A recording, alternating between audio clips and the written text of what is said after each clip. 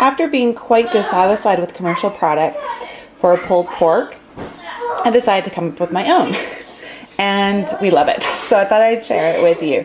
So this is a slow cook pulled pork recipe. And so you want a crock pot. Then you're going to just dump in a bunch of ingredients. So these ingredients are 1 standard size of original barbecue sauce. I personally use Bullseye Original, but you can use whatever you want. And if it comes in a larger bottle, you just use 1 2/3 cup of barbecue sauce. Then you're going to add in 1/4 cup of apple cider, 1/2 cup of packed brown sugar, 1 tablespoon of yellow mustard, 1 tablespoon of, you can never pronounce it, Worcestershire, I don't know. This sauce, you're going to add 1 tablespoon of it. 1 tablespoon of chili powder. Now, here's my 2 secret ingredients. 1/4 teaspoon of cayenne pepper and 1/4 teaspoon of cinnamon.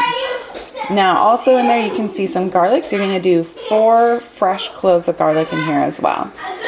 And so you can see that this is going to be nice and sweet and spicy. It's absolutely delicious. So what you do now is you're just going to mix it all up.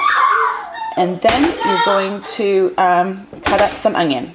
So I like to use 1 small onion, but I could only find a medium onion this week. So 1 small to medium onion. I'm not going to use it all. That's going to be left over.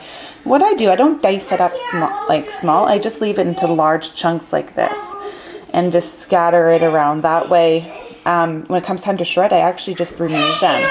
So you get the onion flavor without the onion chunks. So just cut your onion up in big chunks, plop it in there, and now we're going to add our pork. Have a little curious helper with me here today. Hey, Truxton. Trying to help out? For pork choices, I choose pork tenderloin.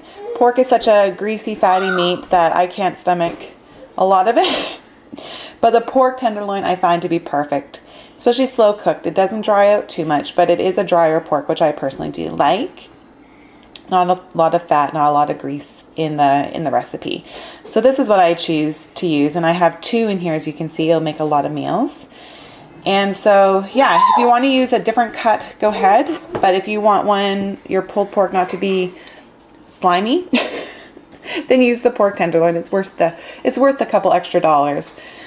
So now I just try to cover it up with some sauce, and then I'll cover it and start to cook it. Okay, there's my pork all covered beautifully with that mix. Now we're going to slow cook it. Now I haven't given it enough time for 10 hours. I personally like the longer the better.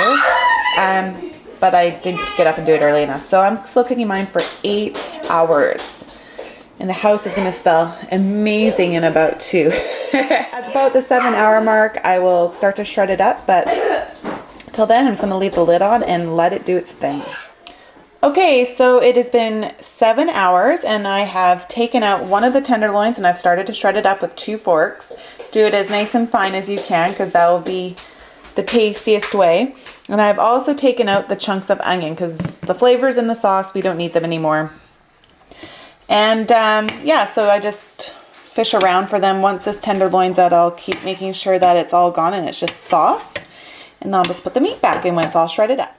All right, all the onions are out and the pork is shredded and back in, and we're going to put the lid back on to cook for the remaining time, which for me is going to be about 40 minutes. And it's going to get a little more caramelized around the pork, and the meat is going to absorb all the sauce. Also, at this stage, if you use a different piece of pork that has more fat on it, this is the time that you'll want to soup that fat out or any lumps of oil or gristle. Take it out now. Before you mix it in with the shredded pork, otherwise you'll eat it. Yucky. And it's ready. Here's my pulled pork sandwich. We like to use ciabatta buns. We find those go best with it, but you use whatever bun you want. And of course, pair it with a nice creamy coleslaw. I hope you really like it. It's nice and sweet and spicy. And as you can see, we're going to have a lot of leftovers. Definitely a freezer meal for another time. Enjoy!